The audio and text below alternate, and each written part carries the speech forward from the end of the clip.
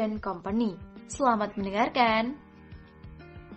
Rombongan Rudolf Miller kini tampak meninggalkan Victoria Peak menuju hotel tempatnya menginap. Sesampainya di hotel tersebut, tampak seorang pemuda sedang menunggunya di lobi hotel dan segera menyongsong kedatangannya. "Bagaimana pertemuan di villa Paman Adolf, Ayah?" tanya pemuda itu. "Pertemuannya sangat menyebalkan," jawab Rudolf sambil terus saja berjalan menuju lift untuk naik ke lantai atas, tepatnya di kamar yang dia sewa. "Menyebalkan bagaimana menurut Ayah?" "Albert, kau adalah putraku satu-satunya. Aku tidak bisa diam saja ketika Adolf ingin menguasai dan mendominasi setiap keputusan. Aku tidak bisa diam saja ketika Adolf ingin menguasai dan mendominasi setiap keputusan. Sungguh tidak masuk akal. Dia dan aku sama saja. Walaupun tidak berhak menjadi kepala keluarga, tapi setidaknya antara kau dan Honor memiliki kesempatan yang setara. Aku tidak ingin mereka berkuasa sendirian sementara kita tersingkir. Dulu, aku terlalu banyak mengalah, tapi sekarang tidak lagi.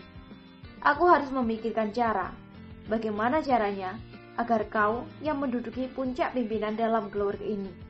Karena jika puncak kedudukan dalam keluarga kau kuasai, otomatis pimpinan dalam perusahaan juga berada di tangan," kata Rudolf. "Pelan-pelan, Ayah.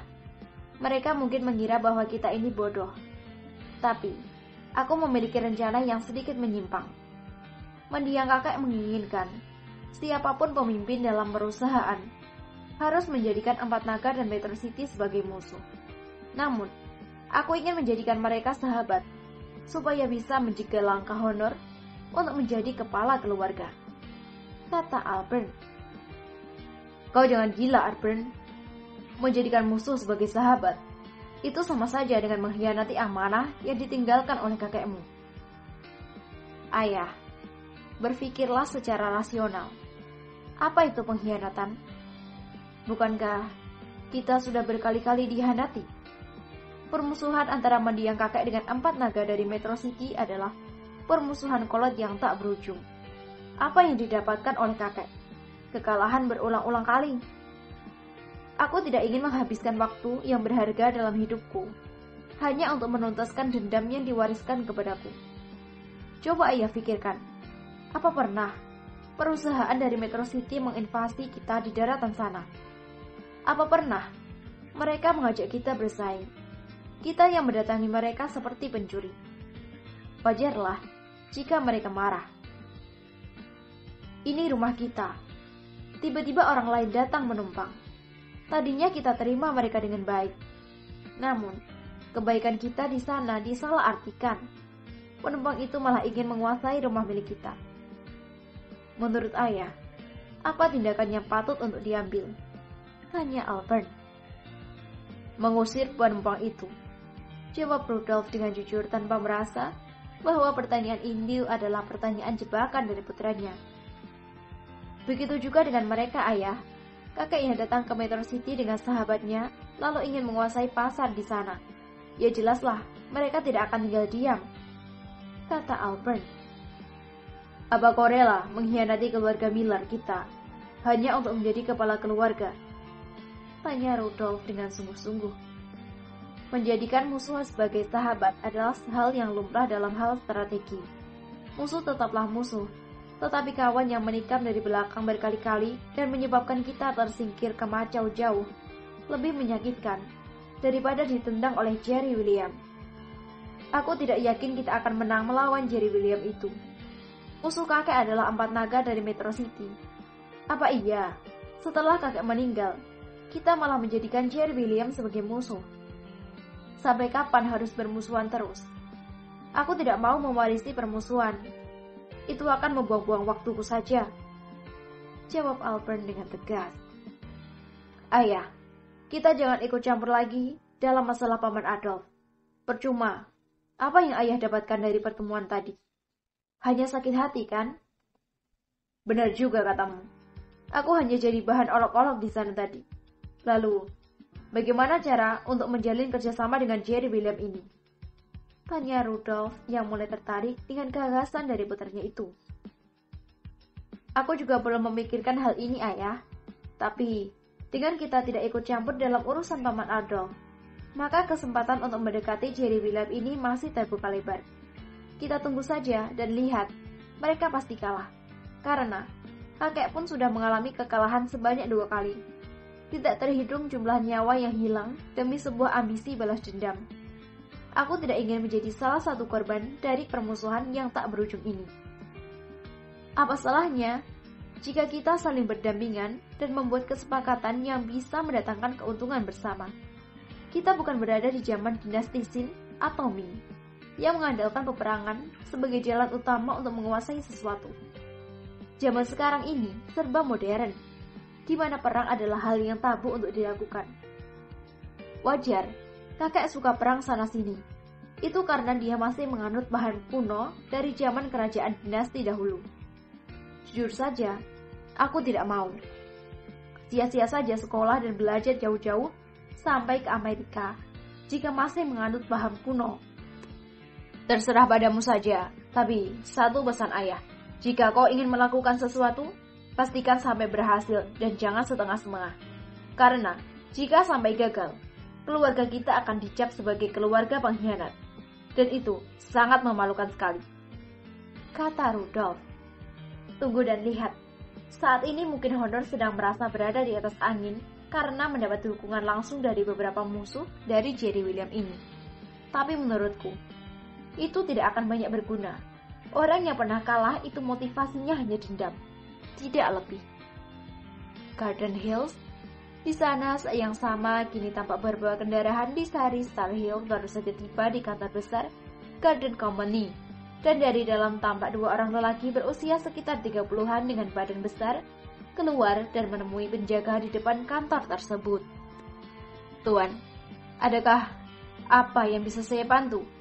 Tanya pengawal tersebut. Apakah Tuan Moreno ada di ruangannya? Tanya salah satu seorang anak lelaki berusia 30-an itu.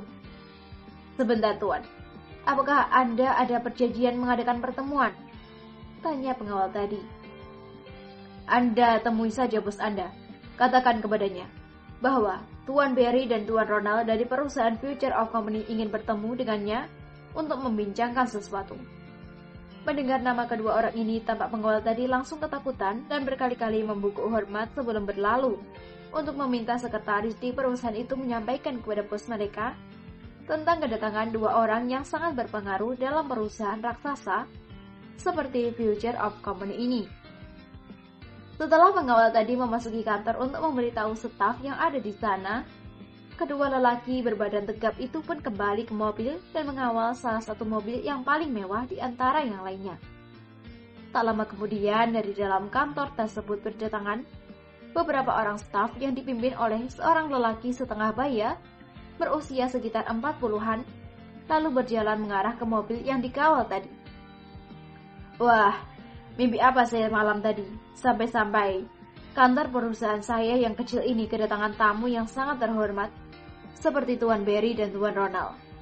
Ini adalah suatu kehormatan yang sangat besar bagi saya, kata bos besar di perusahaan itu sambil terbungkuk malu-malu. Tak lama setelah lelaki yang ternyata adalah bos di perusahaan Garden Company yang bernama Moreno itu tiba, pintu mobil mewah itu pun terbuka dan dari dalam tampak 2 orang lelaki berusia 60-an dengan rambut sudah memutih keluar dan langsung menjabat tangan bos perusahaan Garden Company tersebut.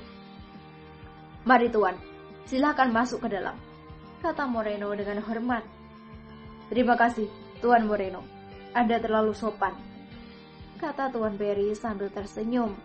Mereka bertiga pun langsung melangkah memasuki kantor perusahaan Garden Company ini. Sementara itu para pengawalnya tadi langsung berdiri sambil mengawasi keadaan. Maafkan saya Tuan Barry dan Tuan Ronald. Kalau boleh tahu, ada apakah sampai Tuan berdua ini menyempatkan diri untuk datang berkunjung ke kantor perusahaan saya ini? Tanya Moreno sambil tersenyum malu-malu mempersilahkan tamunya itu untuk duduk. Begini Tuan Moreno, Tuan besar kami yaitu Jerry William mendapatkan kabar bahwa perusahaan Anda ini sedang mengalami masa sulit karena keuangan. Dengan itu, sebagai sebuah perusahaan raksasa yang memiliki banyak saham di mana-mana, Tuan besar kami ingin meringankan beban yang sedang dialami oleh perusahaan Anda dan berniat untuk menginvestasikan sejumlah uang demi meringankan beban keuangan yang diderita oleh perusahaan Anda ini. Jawab Tuan Berry sambil tersenyum. Anda tidak perlu khawatir, Tuan Moreno. Bos besar kami, yaitu Jerry William, tidak menginginkan perusahaan Anda, apalagi ingin menguasai saham yang Anda miliki di perusahaan ini. Cukup hanya dengan kerjasama, maka Tuan besar kami akan memberikan suntikan dana yang besar ke dalam perusahaan Anda. Kata Ronald pula menambahkan, agar Moreno ini tidak menyalahartikan maksud baik dari Tuan besarnya itu. Tuan Berry dan Tuan Ronald, memang benar bahwa perusahaan kami saat ini sedang mengalami krisis keuangan yang sangat parah. Saya selaku pemilik perusahaan telah bersusah payah mencari investor yang bisa membantu dalam meringankan beban keuangan ini. Tapi beberapa perusahaan lainnya sepertinya tidak tertarik atau dengan sengaja menjauhkan diri dari kami. Saya memang ada terpikir untuk meminta bantuan dari perusahaan Future of Company. Tapi, siapalah kami ini? Sama sekali tidak akan dipandang sebelah mata oleh perusahaan sebesar Future of Company.